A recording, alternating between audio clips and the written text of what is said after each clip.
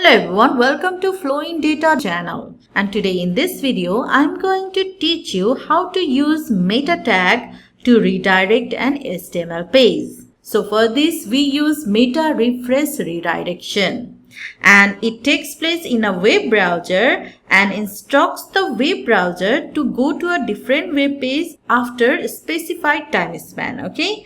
However, the use of meta refresh redirect is disapproved by W3C since it is non-standard procedure of redirection. Also, it disrupts a browser's history of visited pages. Okay, so since it is disapproved by W3C, that doesn't mean that we should not learn this. Okay, we should have knowledge of this thing, whether we use it or not. So let me show you how to redirect an HTML page using meta tag, and it is very simple. You just need to write after title, write meta tag http dash equivalent like equiv equals to refresh, and write content equals to to, that is time span, and then give the URL where you want to redirect. Okay, so I'm going to give here https www.google.com.